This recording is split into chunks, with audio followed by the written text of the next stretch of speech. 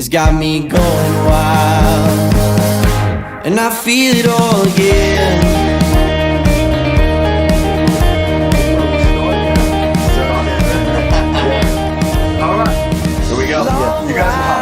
Guys, listen, we are in the Sports Talk with Bob Mack studios today, but we're kind of like doing something different. We've kind of switched roles, me and Coach Mack over there, right? We got Tony Mecca in the house, and this is totally impromptu, right? We're having a little get-together here today, and we're with Thomas from Winyah. Hey, y'all, how's it going? Thomas from Winyah, my son Liam's boy.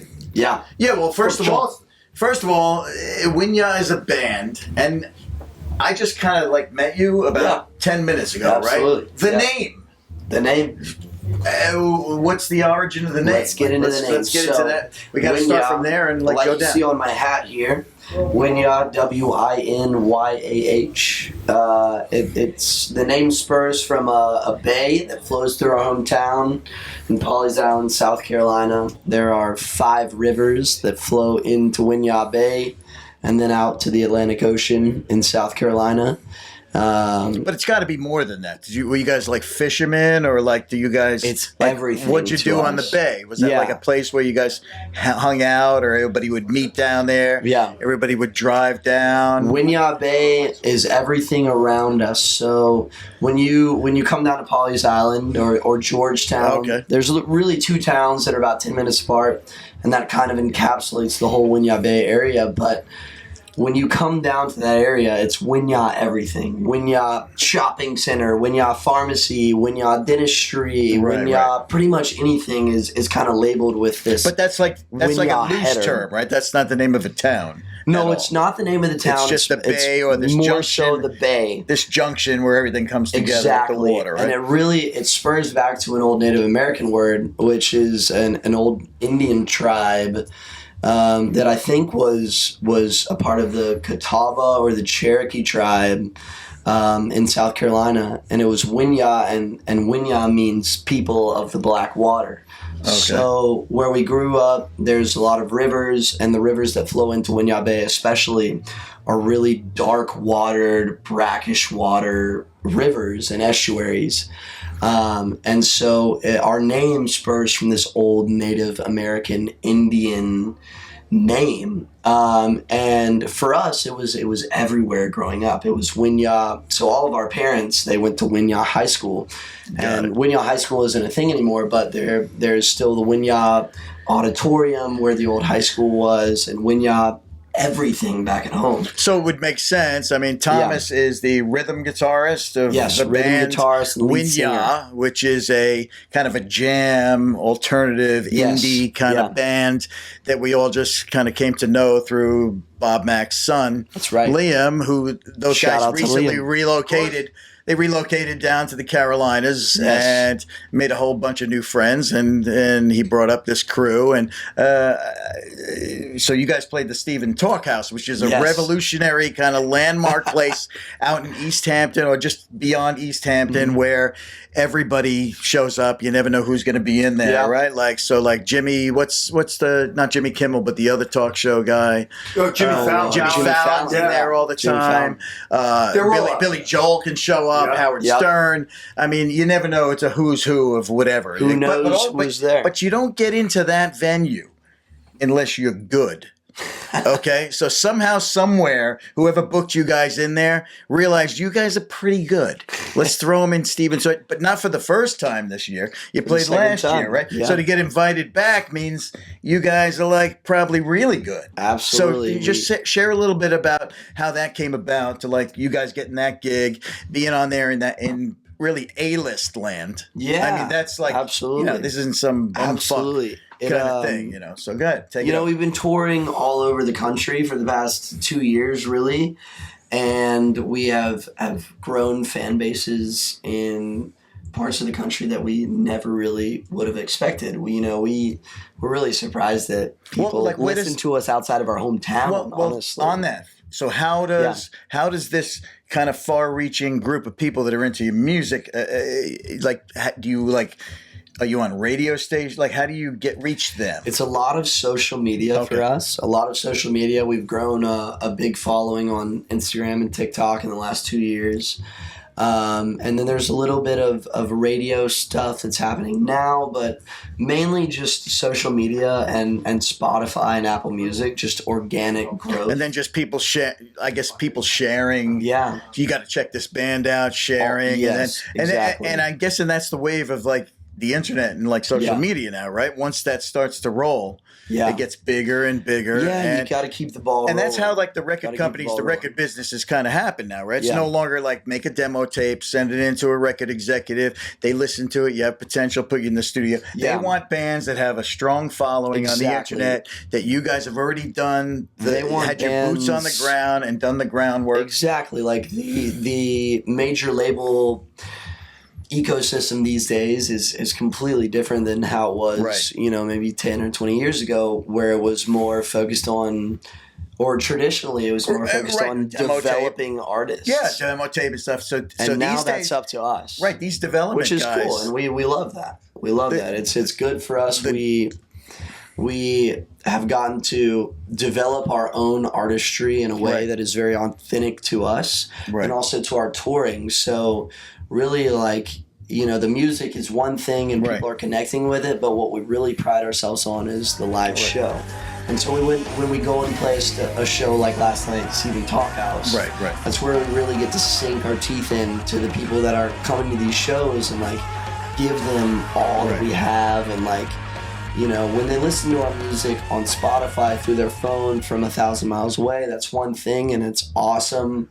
But when we get to come and see these people where they are in their place, that's where we really get to like make this real connection. That is so important to us, and really the core of our band is going and playing in these places for the people that support us in their places. You guys are a live band. Yes, I mean, that's absolutely. like where you guys shine, right? Absolutely. We shine on a live show. You have your studio recordings and stuff, but live is where you guys excel. Live is where we excel. So that's where we feel most at home. But back on to, I'm a former musician. This is what I did for a long time, and I remember the days of having to make a demo tape, send it in, getting some attention. That way, showcasing, trying to play in New York City in the clubs back in the day. I won't tell you how far back, but CBGBs and stuff like that. Like, I mean, CBGBs, that's the old Stevens Ramones and Zombie and all that stuff. I go far that almost that far back, almost.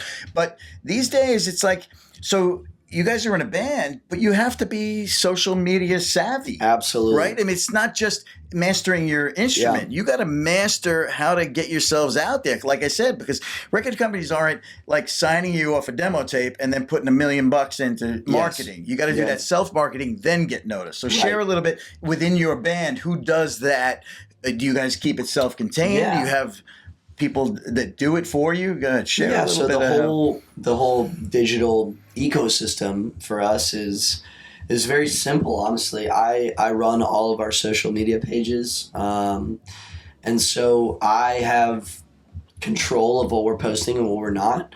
But our content strategy is very simple. It's really just focused on how can we tell the most true story of who we are to the people that are listening to our music. How can we make people feel like they have been in Pawleys Island, South Carolina, growing up with us? And so someone may have never even had contact with you as a band, but you bring that experience to, maybe they could be across the country or like across the world, really. They could be anywhere in the world enjoying your stuff, We're very, very much so like, there's so much content and so much stuff going on with artists all over the world, and sometimes it can be very gimmicky and like very advertorial, if you will. Sure. But with us, we kind of take an opposite stance from that. Like, we're not really trying to go viral or anything. We want to let me really stop build a connection. Let me stop you there. So, you guys are is a jam band that's not like, you think of jam band, you think of the Grateful Dead, right? And Fish and stuff like that. Because I did a little, while we were setting up for this, I did a little poking around the internet, and they described you as kind of a jam band. Yeah. But would you say, are you a song band, a jam? I mean, you set out to try and write a hit song that's going to like push over the top. What's your process with that? I would say for us, like I think we get leaned into the jam band just by the average listener that, sees a concert that is fluid and thinks that's a jam band thing. I wouldn't describe us as a jam band personally, but, in terms of how we write our songs, we do think of the concert experience at the forefront of when we're writing. But our writing process is so simple. It's really just, and it's something that we're about to release our second album in September of this year.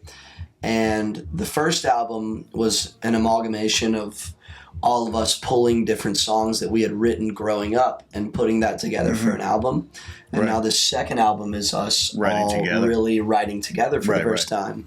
And the process for that was so simple. We would sit around on our bass player Steve-O's house in Pauly, his back porch, and we would grab a case of beer, and we have a whiteboard. Great way to work. And a couple acoustic guitars, and we either finish the case of beer or we finish the song. Right. And sometimes it takes a couple cases of beer. That's great. And sometimes we finish a couple songs before the case of beer. It just kind of like works that way. Right. And if we get stuck, we stop. Sometimes it takes a village. Sometimes it takes a case of beer. Absolutely. Yeah, Just Absolutely. is what it is. It's really simple. Like there's no need to over, compensate. Like, Right. We obviously want to have songs that are popular and have a wide reach, but like we're not. But you're not setting out to write. We're not sitting down to write a hit song. We're gonna sit down and write what feels good to us. Yeah, and it's organic that way. Absolutely. So like you're talking about,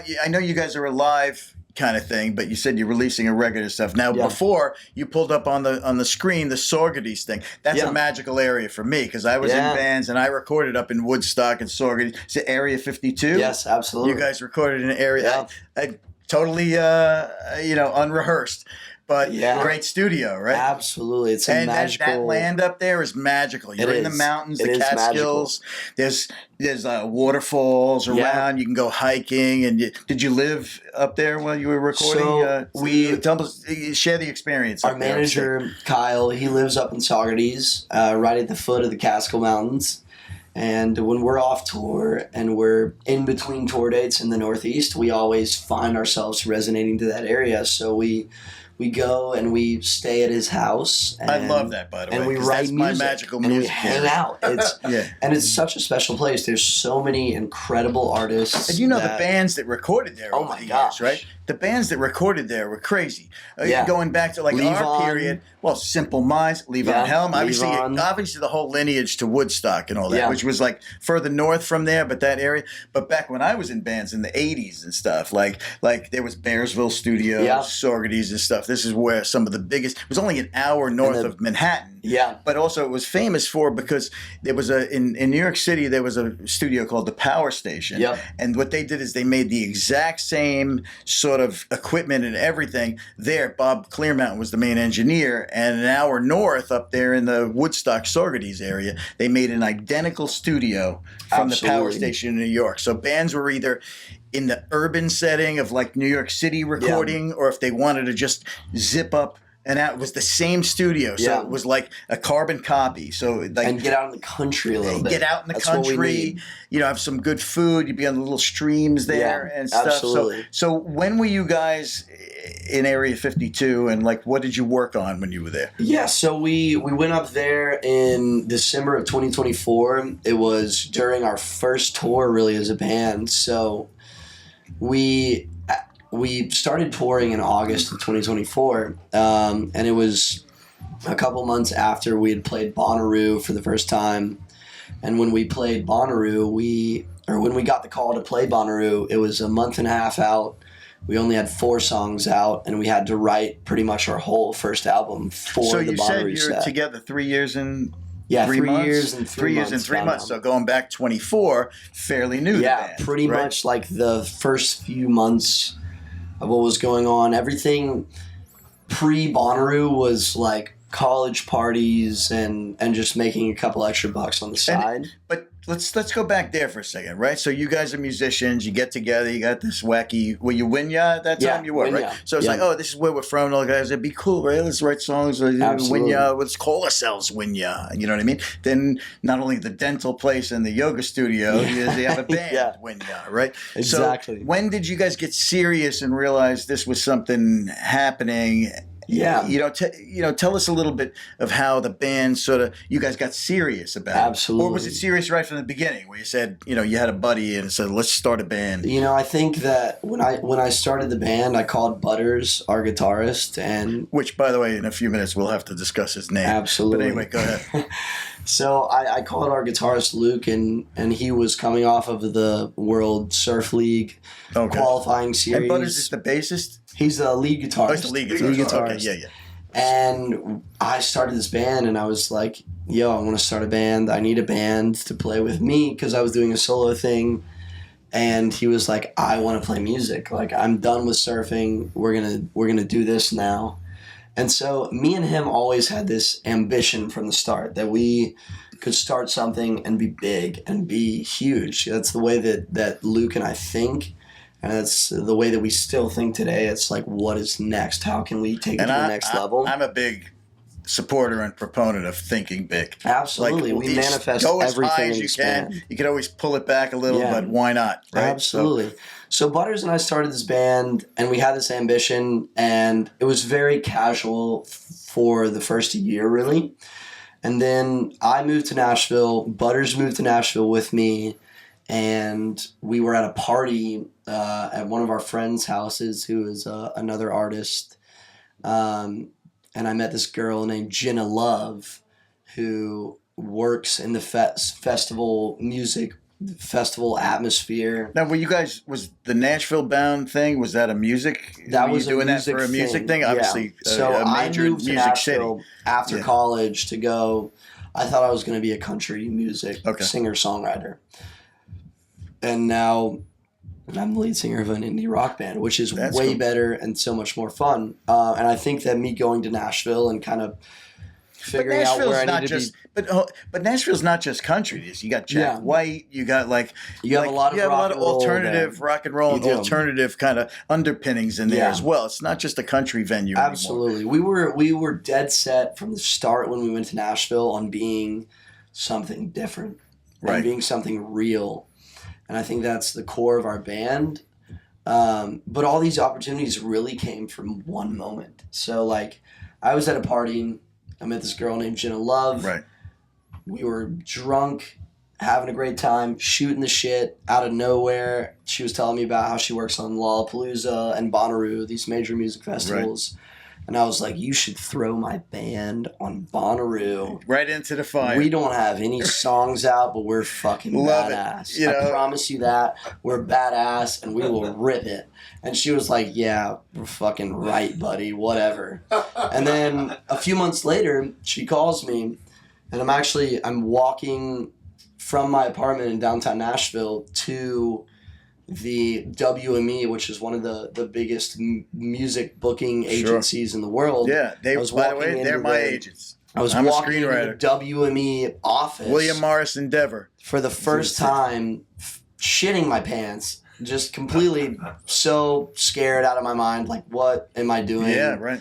I had been playing writers' rounds and all these bars for absolutely no one for a couple months, and it was just like a huge change of pace. So I was walking to this place, and I was walking over the bridge of I-24 in Nashville, going to downtown to the WME office, and I get a call from my buddy Jenna Love a few months after this party, and she goes, yo, do you want to go to Bonnaroo? And I was like, absolutely. Like, did you get me tickets for a discount? Oh, right. I'm ready to go. Like, let's go have a great time at the festival. And she was like, no. You didn't even know what she was saying at the time, right? It's like, oh, no, you're not a spectator. Yeah. You're in it. Exactly. She was like, no, a band dropped out, and I confirmed your band. She confirmed our band before we even said yes, she was like, y'all are playing Bonnaroo. Wow. And so I called the guys literally 5 minutes later, and they were all like, shut the fuck up. Like, you're full of shit. Like, they didn't believe it.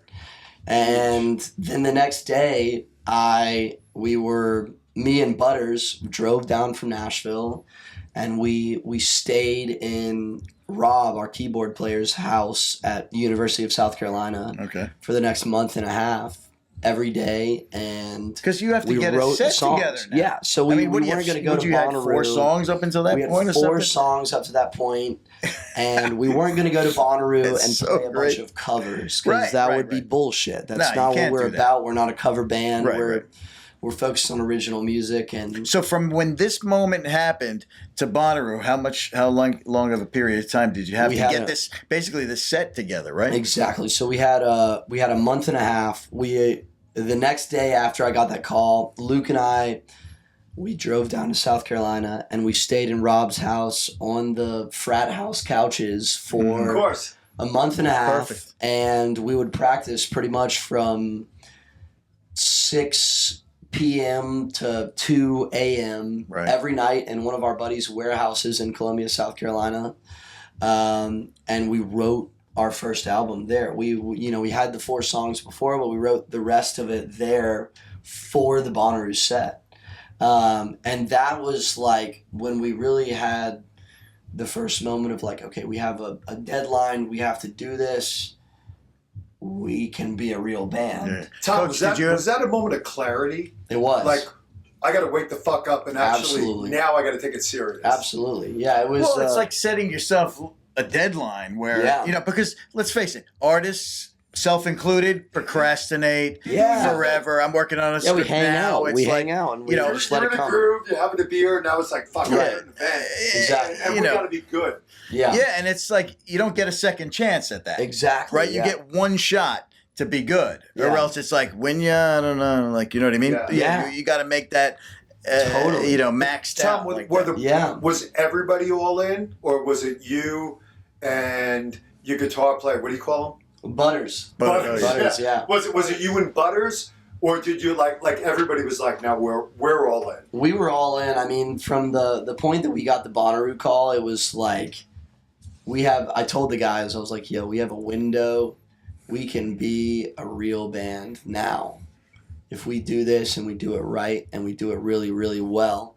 And so we all locked in. It was really like there was no pushback. We all just like, from that moment that we got this opportunity, we were dead set on making it happen and making it happen to the best of our abilities. All right, so you're in there, and who else is in this venue on this same event? You know what I mean? In that event, right? So you're basically a new band putting this stuff together in a place where I'm sure some of the best bands in the world. So share who else is on that stage with you guys. I'm thinking the year that we played. So we played the first slot at Bonnaroo. The first music that was played at Bonnaroo 2024 was Winyah.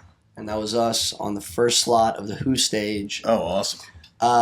Which was great for us. We kicked it off. We had a great crowd, way more than we were expecting. When we started, there was maybe 50 people there. But when we ended, there was probably 1,000, which for us at the time was ridiculous. So take me back to that moment. Go back to that moment when you guys are opening up that festival. You're up there. Like, what? Give me the first 30 seconds. Oh my What's going on Tom, inside your head? Are you shitting your pants? I was shitting my pants. I was so scared. Yeah. So we were all just take so 2 seconds scared to recall that moment. What it felt like. Absolutely. So I remember vividly. So since we were the first show of this stage at Bonnaroo, we actually got to have a proper sound check, which was really great.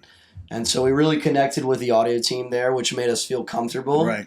But still, we're like on cloud 9 because we're at Bonnaroo. Now, but had you guys played live prior to that? We had played live. We played a bunch of like bars and like nothing really. Certainly not even on that level. Right, Yeah. right. So this is basically a first time thing for you guys. Absolutely. And so I remember like the 2 minutes before we went on stage, they had a trailer behind the stage, which was our green room. and we were all in the green room, and we huddled up like we still do before every show, and we said a prayer. Love it. And we all took deep breaths, and we locked in together, and we said, and I looked there might have been a few prayers involved, right? A bunch of prayers. We were really, really scared. I remember walking from the green room to the stage, and I could not feel my legs. I was so nervous. Wow, man. I was so nervous, and I've only had that happen a couple times since then. But you guys killed it, right? Yeah, we went up there and we floated. We were right where we needed to be. All of the work that we put in was meant to be. It was like, sure, we were on the stage at Bonnaroo, but it felt like we were right there in that warehouse that we had practiced in. And so it really, really worked out well. So that was like the kickoff to Winyah. Yeah, that was the kickoff. Fast forward to, you're out in the Hamptons right now. You just played Steven's Talkhouse. Yeah. Pretty happening kind of thing. Absolutely. What's next for you guys? We know you recorded upstate. Yeah. Right? 3 years in is not that big of it. So it sounds like you guys are really. Absolutely. So what's the next? Sum it up now. Just bring us to current day and tell us what your next gig is and where you guys are going next. So after Bonnaroo, we met our booking agent, Caleb Coker and Luke Washburn, and they, from the get-go, were like, we're going to send y'all on the road. Y'all are going to be a touring band, which is what we always wanted. And we have been doing that since. We've been supporting bands, and now in the past year and a half, building our headline market. So from now, today, July, what is it? The 12th? We're at 13th. July 13th, 2026. We're about to release our second album in September of this year, and we're going to go and play the biggest headline shows we've ever done. We're going to go and do our first bus tour, which is really just a dream come true for us. Right. And the goal now is to make this next album become something that is not only domestic, national in the United States, but also global. We want to have a global imprint. And so we're expanding out not only within the United States, but in Europe and Australia as well, and going and touring in these places. So if someone wants to follow you guys on a regular basis and listen to the music, find out where you're playing, just get involved in the whole thing, how you have a website? Yeah, Winyah Band. That's WINYAHBAND.com. Why not? If you can spell band. If you can spell that, that's our website. And we're also on Instagram, and it's Winyah Band too. And that's kind of where you find all of the updates from us. We have a slew of updates coming pretty much every week. There's always something to announce with our band. We keep the ball rolling. We keep our foot on the gas in this band, and that's something that we always pride ourselves on. Well, you guys had to rev it up pretty quick for that first show, and I guess you've had the throttle down ever since, right? Not to be corny, but we are blessed today to have Tommy from Winyah, the lead singer, the guy who put it all together for Winyah, and Tony Guma, who's been all over Hollywood, putting this whole thing together for us. I want to thank, first of all, I want to thank the two of you for just sitting down. Absolutely. Thanks for sharing your little space here. Giving us the time. This is so special. I got to tell you, truly amazing, because I know from what I've seen so far, what's going to happen with Winyah. We're gonna have a moment here today and say, those guys, they were in our studio. They were here in 2026. Really? And you motherfuckers are going, how the fuck did those guys are playing the biggest stadiums in the world? Right. And you say, we're blessed. Absolutely. We're blessed. God is good all blessed the to have time. Tony Guma. Blessed to have Tommy. Thank you so much. Best of luck. God bless you guys. Give it a few more years. We'll come back to the studio. Hold on. When you get big, you're going to come back, right? Absolutely. Couple more years. We'll sell out Forest Hills. And we'll come back, sell out Jones Beach, and then we'll be back in the studio. Tell me quickly about the relationship with Liam and all the boys in Charleston. How did that moment happen? So we're all from around Charleston, a little town about an hour north of Pawleys Island, South Carolina, but we resonate towards Charleston. It's where we record our music and where we hang out. Like for us in South Carolina, that's like the big city. So We met Liam and Bobby and Aaron and Jake and Sean all out in Folly when they were living out there, and we made an instant connection. They were, doing their thing with social media, and we were grinding on music. And we met actually Jake and Gelke, and he introduced us to everybody. And it was a fast friendship. It was a bunch of guys, we're all in our 20s and we're trying to figure it out and doing something somewhat similar. We're trying to market ourselves, but also connect with people just through our passions and through what we love. Don't you wish we had this shit when we were younger? Right? And we share a lot of it, cool. Like we all share a lot of the same passions. Liam and Butters and I were out there today off of Quag Beach surfing and having the best time ever. And we met these guys, and it was an instant friendship. It's not often that you meet people that feel like they've been your friends forever. But when we met these guys, it was like that. It was like we met our long-lost brothers. And kindred. It's a kindred spirit. Absolutely. And that's me and this guy. Yeah. That's me and that guy. Like, it's been that way our whole lives. We met through wrestling. We met through football and wrestling. Yeah. And we found the common music and entertainment was like a common thread that we didn't even know about. Yeah. And I don't want to, before we leave, because Liam's like, get him the fuck upstairs. We're partying with girls. So I don't want to take you from that. Give me 3 more minutes. Yeah, come on. Grab the acoustic, brother. Yeah, let's do it. Show me a little bit of what you guys are all about. All right, hell yeah. And I know that I don't know what you're gonna jam on, but Liam like he plays you guys in the truck all the time. So I asked you before about how you guys created Mamacita, and I was like, it's just a jam that I played for one other person, and they were like, holy shit, like these kids are fucking good. They're really good. So give me a little love, brother, whatever you want to take it away, baby. So I'm going to play, this is the title track for our first album. It's called Lot to Learn. This is the much more chill acoustic version of that. But I'll play it, and hopefully my voice is all right. That's all right. It's probably a little banged up from a crazy night at the Talkhouse last night, but we'll make it happen. This is a lot to learn.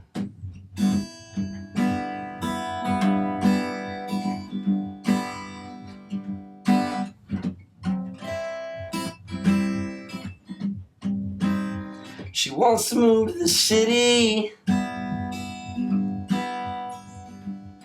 a bigger one than ours, with famous bands and bars, and maybe out to the country,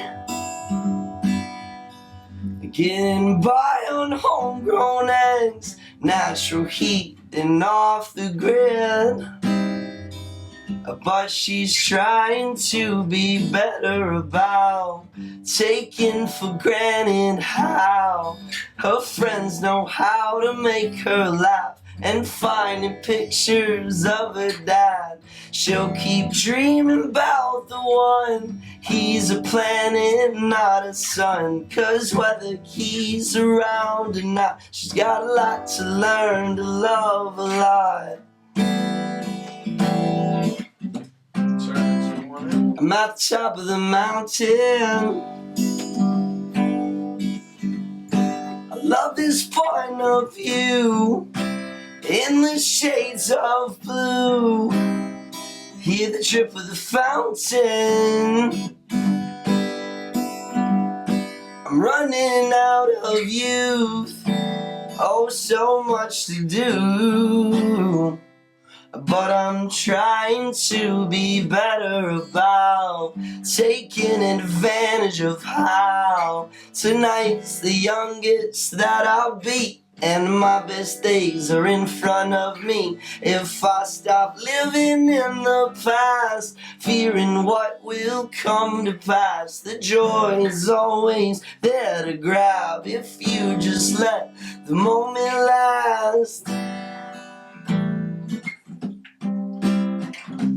But there's no place I'd rather be here right now. Yeah, there's no place I'd rather be than here with you right now.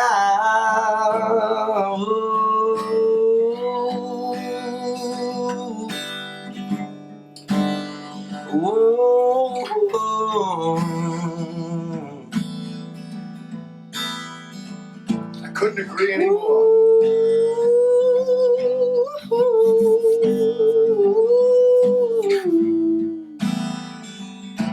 Then with you right now on Sports Talk with Bob Mackey, yeah, oh, yeah. Oh, brother, I couldn't agree anymore. Thomas of Winyah, thank you, my friend. Thank you so much. Thanks for having No us. place I'd rather be than with you and Tony Guma right now. That's Tony right. Mecca in the studio.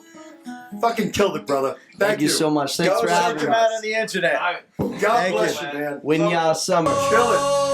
Let's go. Winyah, baby. Winyah. We're all about him. Good job, brother. Thank you so much. Thanks for having me. Next player anytime.